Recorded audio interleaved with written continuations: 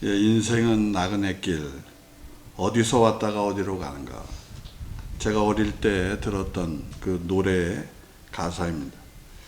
인생은 나그네 길이라고 하는 가사는 매우 의미가 있는 가사였습니다. 사실 삶은 나그네의 길이죠.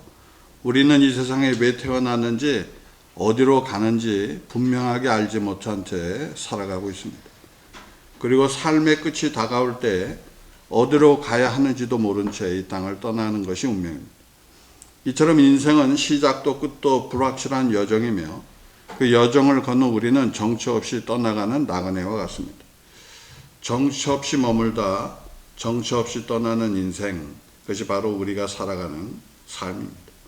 오늘 우리가 읽은 베드로전서는 베드로가 죽기 직전에 믿음을 가진 흩어진 그리스도인들에게 쓴 편지입니다. 이 편지에서 베드로는 믿음을 가진 사람이 어떻게 살아야 되는지 전해주고 있죠. 오늘 저는 이 짧은 말씀을 통해 그리스도인이 어떤 사람인지를 나누고자 합니다. 먼저 믿음의 사람은 나그네라.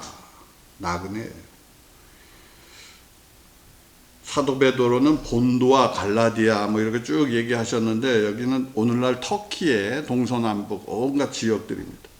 거기에 흩어져 살던 그리스도인들에게 보낸 편지에서 나그네라고 부르고 있죠. 근데 베드로가 말하는 나그네는 단순히 인생을 떠도는 그런 나그네 의미 이상이죠. 왜 세상에서 왔고 어디로 가는지 모르고 죽고 떠도는 나그네가 아닌, 이 세상에서 살고 있지만 이 세상에 속하지 않은 사람을 의미하는 것입니다. 하나님 나라를 소망하며 천국 시민권을 가진 자로서 세상의 가치와 풍조에 물들지 않고 살아가는 그런 사람이라고 말하는 거예요.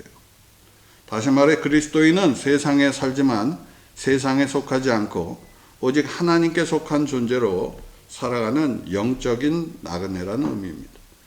믿음의 사람은 하나님 나라를 가기 위해 세상을 살아가는 나그네죠. 성경에 보면 많은 믿음의 사람들이 나그네처럼 살았다는 사실을 발견할 수 있어요. 대표적인 사람이 아브라함인데, 아브라함은 동방의 부자였죠. 그러나 하나님께서 그를 부르셨을 때 그는 주저하지 않고 모든 것을 놓고 떠났고, 평생을 텐트를 치며 유목민처럼 베두인족 같이 살았죠. 그것은 단지 삶의 방식이 아닌 그의 신앙을 반영한 삶의 태도였습니다. 그는 자신이 이 땅의 시민이 아니라 하늘에 속한 나그네임을 분명히 알고 있었던 것입니다. 모세도 마찬가지죠. 왕궁에서의 안락한 삶을 포기하고 동족을 위해 고난받는 길을 택한 그는 어떻게 해서 살인자가 됐고 미디안 광야에서 40년을 지냈습니다. 그 고독하고 험난한 시간 속에서 그는 하나님과 깊이 교제했으며 이스라엘 백성을 인도할 준비를 했죠. 그의 나그네의 삶은 철저한 자기 부정과 하나님께 대한 신뢰 위에 이루어진 것입니다. 또한 교회사에서 빼놓을 수 없는 인물 성 어거스틴이라고 하는 사람도 나그네와 같은 삶을 살았어요. 세상의 지식과 쾌락을 추구하던 그는 어머니의 오랜 기도와 하나님의 은혜 가운데 회심을 하게 되었고, 이후 신국이라고 하는 위대한 저작을 통해 이 땅의 나그네들이 소망해야 할 하나님의 나라에 대해 전해주었습니다. 그는 세상이 주는 평안이 아닌 하나님의 평안을 쫓았고, 이 땅에서의 평안보다 하나님의 나라를 사모하는 길을 택한 것입니다. 오늘 우리는 나그네로 살아가는 그리스도인으로서 이 세상을 어떻게 살아가야 할지를 진지하게 고민해야 합니다. 나그네는 본래 짐을 많이 지고 다니지 않아요. 너무 많은 소유와 욕심, 명예와 성공에 집착하지 않습니다. 그러한 것에 집착하게 되면 그런 것이 우리를 억누르고 우리의 영혼을 무겁게 하는 거죠. 예수님께서 누가복음 12장 15절에 사람의 생명은 소유의 넉넉함에 있지 않다 말했습니다. 우리의 생명은 우리가 가진 재산이나 지위로 평가되는 것이 아니라 하나님과의 관계에서 평가된다는 거예요. 또한 나그네의 삶은 가벼워야 되는 것입니다. 필요 이상의 짐을 내려놓고 하나님이 주시는 평안과 은혜로 채워야 하는 것입니다. 이 세상에서의 성공이 전부가 아님을 기억하고 영원한 하나님 나라를 향한 여정 가운데 순례자처럼 길을 걸어가야 합니다. 그것이 바로 믿음의 사람의 지혜이며 나그네로 사는 자의 진정한 삶입니다. 그렇지만 나그네의 길이라고 해서 고독한 것은 아니에요. 세상 사람들이 보기엔 외롭고 이해받지 못하는 길처럼 보일 수 있으나 하나님은 우리와 동행하시는 것입니다. 시편 23편의 말씀처럼 내가 사망의 음침한 골짜기를 다닐지라도 해를 두려워하지 않을 것은 주께서 나와 함께 하심이라. 이 말씀이 주는 위로와 확신은 세상의 어떤 격려보다 더 강한 힘이 되는 것입니다. 하나님은 우리가 걸어가는 모든 여정에 함께 하시며 때로는 우리를 안아주시고 때로는 밀어주시며 우리의 길을 인도해 주시는 것입니다. 무엇보다 믿음의 사람은 이 세상에서 나그네지만 죽은 후에 갈 곳이 정해져 있어요. 그런 점에서 세상 사람과 다른 것입니다. 하나님을 믿지 않는 세상 사람은 이 세상이 전부죠. 그리고 죽어서 하늘나라로 가지도 못하죠. 그게 이 세상 사람의 운명이에요. 반면에 하나님을 믿는 사람은 이 세상에서 나그네로 살지만 죽으면 아버지 집으로 가게 되는 것입니다. 갈 곳이 준비되어 있다 말이에요. 그래서 나그네지만 나그네가 아니라, 이런 점에서 그리스도인들은 오늘을 살아가되 영혼을 바라보며 살아가는 사람이어야 마땅합니다. 이 세상에 속한 것이 아니라 하늘의 시민으로 살아가는 사람이에요. 그렇게 우리의 삶은 단순히 이 현실에 안주하거나 눈앞의 이익을 쫓는 삶이 아니라 하나님 앞에 서는 날을 준비하는 나그네로 살아야 되는 것입니다. 오늘 이 말씀을 함께 나누는 여러분 모두가 세상의 나그네로서 하나님 나라를 바라보며 살아가시기를 간절히 바랍니다. 세상의 풍파 속에서도 결코 외롭지 않은 이유는 임마누엘 되신 하나님께서 우리와 함께 하시기 때문입니다. 그 하나님과 동행하며 모든 시험과 환난을 넉넉히 이기고 마침내 천국의 문에 이르러 잘하였다 착하고 충성된 종이라는 말씀을 듣는 그런 복 있는 분들이 다 되시기를 축복합니다. 다음으로 그리스도인은 예수 그리스도의 핏뿌림을 얻은 사람입니다. 오늘 말씀 2절에 예수 그리스도의 핏뿌림을 얻기 위하여 택하심을 받은 자들에게 편지하노니, 이 말씀 속에는 믿음의 사람은 단지 예수님을 따르는 사람이 아니라 예수님의 핏뿌림을 얻은 자, 곧 피로 말미암아 구원을 받은 자라고 선언하고 있습니다. 이 표현은 단순한 상징이나 비유를 넘어서 성경 전체에 아주 중요한 신학적 진리를 담고 있어요. 예수 그리스도의 핏뿌림은 단순한 사건이 아니라 인류 구원 역사의 절정이며 하나님의 구속 계획의 핵심인 것입니다. 성경은 일관되게 사람이 죄인이라고 말하고 있어요. 로마서 3장 23절에 모든 사람이 죄를 범하였음에 하나님의 영광에 이르지 못하더라라고 말하고 있습니다. 여기서 죄인이란 단지 잘못을 저지른 그러한 사람이 아니라 본성적으로, 네이처적으로 하나님을 떠난 것이고 그로 인해 죄의 대가를 반드시 치러야 할 존재라는 것을 의미합니다. 그리고 그 대가는 죽음이죠. 로마서 6장 23절에 죄의 싹은 사망이라 명확히 선언했습니다. 만일 모든 사람이 죄의 싹을 우리가 만약에 다 받는다면 모든 인류는 다 죽어야 되고 마귀와 함께 영원한 형벌인 지옥에 던져질 수밖에 없습니다. 이는 인간의 운명이자 구원이 우리에게 얼마나 필요한 것인지를 알려주는 것입니다. 근데 하나님은 이처럼 절망 가운데 있는 인류를, 사람을 그냥 버려두지 아니하시고 하나님의 아들 예수 그리스도께서 우리의 죄를 대신해서 죽으심으로 그 대가를 대신 치러주신 것이에요. 예수님의 십자가에서 흘린 피는 바로 그 죄값을 지불하신 증거입니다. 그리고 이 피를 뿌렸다는 것은 구속의 효력을 의미합니다. 예수님이 십자가에서 피를 흘려주심으로 나의 모든 죄가 씻어진 거예요. 나는 하나님 앞에서 깨끗하고 의로운 자로 인정받게 된 것입니다. 이것이 바로 예수 그리스도의 핏뿌림을 얻은 자라는 말의 의미입니다. 이 진리는 성경 전체에 걸쳐 반복적으로 계속해서 나타나죠. 이스라엘 백성이 애굽에서 해방되기 전에 하나님은 10번째 재앙, 곧 장자의 죽음을 예고하셨죠.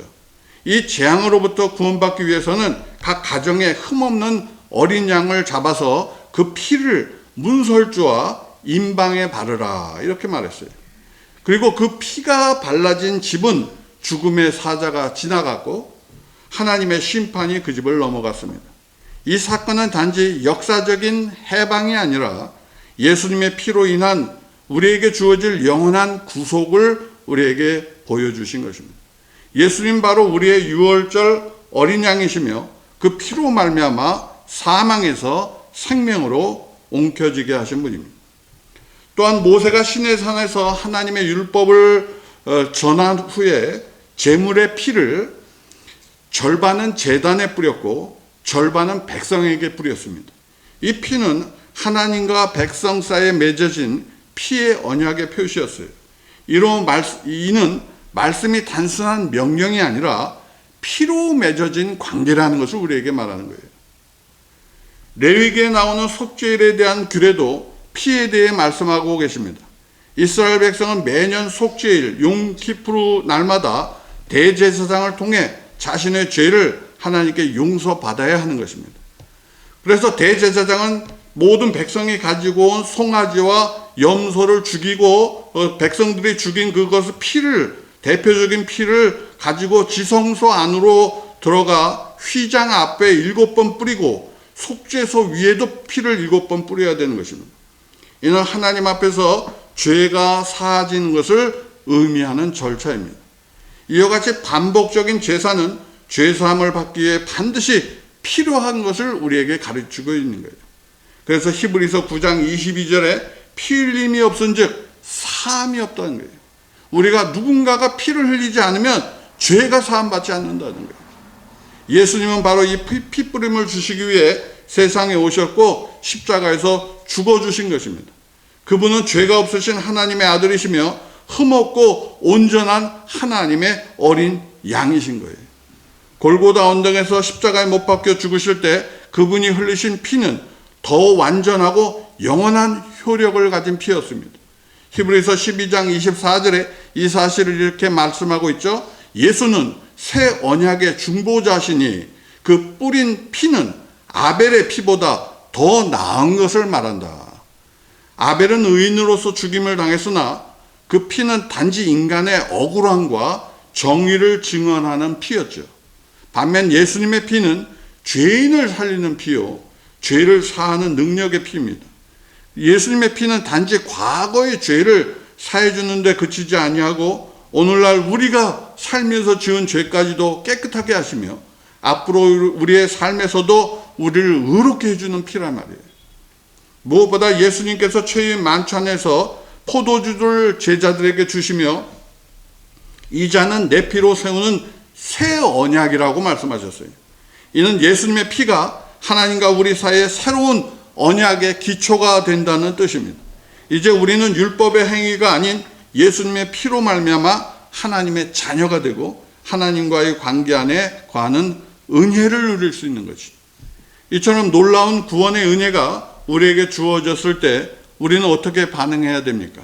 가장 먼저는 예수님의 피를 믿음으로 받아들이는 것입니다. 누구든지 예수 그리스도를 믿는 자는 그 피로 말미암아 죄사함을 받고 하나님 앞에서 의로운 자라 인정받습니다. 이는 우리의 행위 때문이 아니라 전적인 하나님의 은혜인 거예요. 이 은혜를 믿음으로 받아들일 때 우리는 새로운 피조물이 되며 더 이상 죄의 종이 아닌 하나님의 자녀로 살아갈 수 있게 되는 것입니다. 우리의 삶은 더 이상 정죄 가운데 있지 않고 용서와 회복 가운데 거하는 것입니다. 예수님의 피뿌림을 얻은 사람이 바로 저와 여러분 같은 믿음의 사람들이에요. 그 피는 죄 없는 하나님의 아들의 피였고 나를 대신하여 흘리신 거룩한 희생의 피였습니다. 그 피는 죄를 씻고 의롭게 하며 하나님과의 관계를 회복시키는 능력의 피인 거예요. 오늘 이 자리에 함께한 모든 분들이 예수님의 피뿌림의 은혜를 깊이 깨닫고 은혜 안에서 날마다 살아가시기를 간절히 바랍니다. 우리가 그 피로 말미암아 죄사함을 받고 하나님 앞에 의로운 자로 설 수 있음을 믿고 고백할 때 우리의 삶은 참된 자유와 기쁨, 평안으로 가득 차게 될 것입니다. 이 은혜 위에 굳게 서서 매일의 삶 속에서 하나님과 동행하며 살아가는 여러분 다 되시기를 축원합니다. 마지막으로 믿음의 사람은 성령이 거룩하게 하신 사람이랍니다. 곧 하나님 아버지의 미리 하심을 따라 성령이 거룩하게 하심으로. 여러분 신앙생활을 하면서 가장 자주 듣는 말 중에 하나가 거룩이에요. holy. 거룩함이라고 것은 뭐 착하게 사는 것이 아니에요. 착하게 사는 것을 뛰어넘는 거예요. 성경에서 말하는 거룩은 하나님과 구별된 삶을 의미하는 거예요. 하나님 앞에서 구별된 삶을 의미하는 것입니다. 다시 말해 세상과 죄로부터 분리된 거예요. 그리고 하나님께 속한 삶을 사는 것입니다. 거룩함은 단절이 아니라 구별된 거예요. 하나님을 향한 구별된 삶, 그것이 진정한 거룩입니다. 우리가 나그네가 되고 예수님의 핏부림을 통해 구속받은 자가 된 것은 출발점이에요. 그것은 거룩을 위한 출발점이에요. 그리고 이 거룩한 여정 가운데 가장 중요한 역할을 하시는 분이 바로 성령님입니다. 베드로전서 1장 2절은 분명히 말씀했습니다. 성령께서 우리를 거룩하게 해주신다고.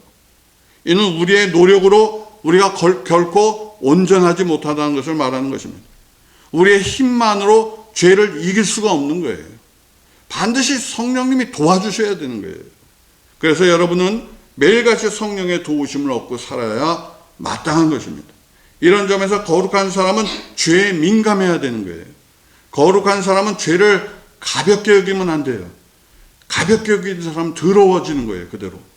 죄가 얼마나 끔찍하고 더러운지를 알기에 죄로부터 멀어지기 위해 끊임없이 자신을 살펴야 되는 거예요. 죄는 단지 일시적인 실수가 아니에요. 하나님과의 관계를 끊어버리는 것입니다. 무서운 거예요. 죄는 결국 영혼을 죽음으로 영원한 지옥으로 끌고 가는 독소입니다. 따라서 거룩한 사람은 죄 앞에서 민감하게 반응하며 죄를 멀리하고 하나님 앞에서 정결한 삶을 살아가야 되는 것이에요. 여러분 구약의 제사장들이 하나님 앞에 나아갈 때 세마포 옷을 입었다 그러잖아요. 세마포 옷은 흰옷이에요. 흰옷은 거룩함의 상징이에요. 왜 흰옷을 입어야 합니까? 흰옷은 작은 더러움도 쉽게 드러나기 때문에 그래요. 여러분 검은 옷 입을 땐 뭐가 튀어서 묻어도 아무 문제 없어요. 아무도 몰라. 근데 흰옷을 입고 튀잖아요. 바로 들통나. 그래서 우리가 거룩한 사람이 되면 그 죄가 튀면요 바로 씻어내야 돼. 이거 계속 묻어 있으면 큰일 나요. 하나님과 관계가 이루어지질 않습니다. 죄인은. 거룩은 외적 거룩과 내적 거룩으로 나타납니다. 성령께서 우리를 거룩하게 하신다는 것은 단지 마음속으로 정결함을 의미하지 않아요. 거룩이라고 하는 것은 내적으로도 거룩하고 외적으로도 거룩해야 되는 거예요. 외적 거룩이란 우리의 삶 속에서 하나님을 향한 경외심과 모든 행동으로 표현되는 것을 의미하는 거예요.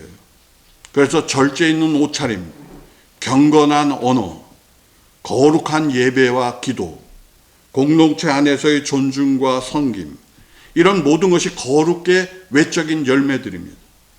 남을 도와주는 것, 구제하는 것, 하나님과 긴밀히 기도하며 소통하는 것, 그게 거룩한 사람이 하는 거예요.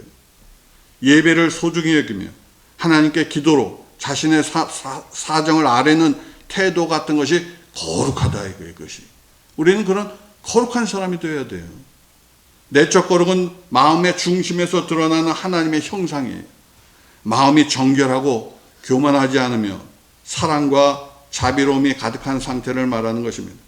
이 내적인 거룩이란 성령의 열매들이 삶 속에서 자연스럽게 드러나는 것입니다. 그래서 갈라디아서 5장 말씀같이 사랑, 희락, 화평, 오래 참음, 자비, 충성, 양선, 온유, 절제이니 그것이 거룩의 증거라는 것입니다. 이 외적, 내적 거룩은 어느 하나만으로 완성되지 않는 거예요. 속이 거룩하고 외적이 거룩해야 되는 거예요. 아무리 겉이 거룩한 듯 보여도 안이 더러운 사람은 바리새인이 되고 마는 거예요. 그대로. 감리교의 창시자 존 웨슬리는 이 점진적인 거룩의 과정을 성화, sanctification이라고 불렀어요. 그는 구원은 단지 죄사함에서 끝나는 것이 아니라 날마다 하나님의 형상을 닮아가는 여정이라고 믿었습니다. 그는 믿음으로 구원받고 성령으로 거룩해진다는 원리를 자신의 삶 속에서 아주 철저히 실천한 사람이 존 웨슬리라는 사람이에요. 존 웨슬리는 하루하루를 말씀 묵상과 기도, 금식, 구제와 전도, 그리고 영적 훈련으로 채워갔습니다. 그가 강조했던 완전한 사랑은 단순한 윤리적 삶이 아니라 하나님께 헌신된 거룩한 삶의 열매였어요. 그의 영향으로 많은 사람들이 죄의 유혹에서 벗어나 거룩한 이 감리교 운동에 포함됐던 것입니다. 또한 인디언 선교사 데이비드 브레이너드는 역시 거룩한 삶의 본을 보여준 유명한 인물입니다. 그는 몸이 약했지만 매일 기도와 금식으로 자신을 훈련하며 하나님의 뜻을 따라 철저히 살고자 했던 짧은 인생을 살았지만 깊은 영적인 영향력을 미친 사람입니다. 그는 이렇게 고백했습니다. 나는 하나님 안에서만 안식을 찾는다. 이 고백은 거룩한 자의 내면에 어떤 평안과 헌신이 자리 잡고 있는지를 보여주는 증거입니다. 성경은 거룩함이 단지 세속과 분리되는 소극적 상태가 아님을 분명히 말하고 있습니다. 거룩함은 하나님을 닮아가는 삶이에요. 요한계시록 4장 8절에 천사들이 밤낮으로 쉬지 않고 하나님께 거룩하다, 거룩하다, 거룩하다고 찬양하고 있다고 그랬어요. 그것이 하나님의 본질에 대한 고백입니다. 거룩은 하나님의 본성이에요. 그분의 백성도 거룩해야 마땅한 것입니다. 히브리서 7장 26절에 예수님은 이렇게 묘사되어 있습니다. 거룩하고 악이 없고 더러움이 없고 죄인에게서 떠나 계시고 하늘보다 높이 되신 분이라. 우리는 이 거룩하신 예수님을 닮아가야 마땅한 것입니다. 이것이 단지 죄를 피하는 수준을 넘어 우리의 존재 자체가 하나님을 닮아가며 그분을 반영하는 삶을 사는 것이죠. 구약 성막에 사용된 모든 기구들이 다른 용도와 철저히 구별되어 하나님께만 사용되었듯이 오늘 우리 자신도 그렇게 구별된 거룩한 사람이 되어야 돼요. 우리가 이 세상에서 거룩할 수 있는 유일한 이유는 우리가 스스로 거룩해서가 아니라 하나님과 관계를 맺고 있기 때문에 거룩한 것입니다. 하나님이 거룩하시기에 그분과 연결된 우리도 거룩한 거예요. 예루살렘 성이 거룩한 성이라고 한 것은 그 성 자체가 특별해서가 아니라 하나님이 그곳에 계시기 때문에 예루살렘 성이 거룩한 것이라는 거예요. 마찬가지로 우리도 우리의 삶이 거룩해지는 것도 우리가 경건해서가 아니라 하나님이 우리와 함께 하시면 우리는 거룩한 사람이 되는 것입니다. 성령께서 우리를 거룩하게 하시는 것입니다. 믿음의 사람은 성령이 거룩하게 해주신 분이에요. 그 거룩함은 죄로부터의 분리요 하나님을 향한 구별된 삶인 것입니다. 그것은 외적인 예배와 삶의 태도에서 드러나며 내면의 정결함과 사랑으로 나타나는 것입니다. 그 거룩함은 성령께서 이끄시는 점진적인 여정 속에서 날마다 더해지는 거예요. 사랑하는 여러분, 오늘도 성령의 도우심을 구하시며 자신을 돌아보고 하나님의 형상을 닮아가는 거룩한 삶을 살아가시기를 바랍니다. 그 여정 가운데 때로는 넘어지고 실수할지라도 성령께서 우리를 다시 일으키시고 거룩하게 해주시는 거예요. 그리고 마침내 우리는 하나님 앞에 거룩하고 흠없는 자로 서게 될 것입니다.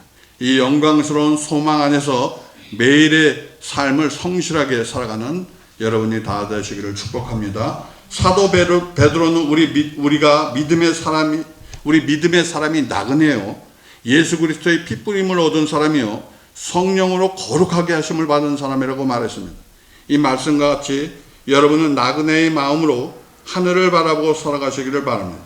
예수님의 피로 정결케 되시기를 바랍니다. 성령님과 함께 걸어가며 거룩하게 살아가시기를 바랍니다. 그것이 그리스도인이며 믿음의 사람인 거예요. 오늘 말씀을 마음에 새기며 내가 누군가 어떻게 살아가야 되는가를 묵상하며 하나님께 나아가는 여러분이 다 되시기를 축원합니다.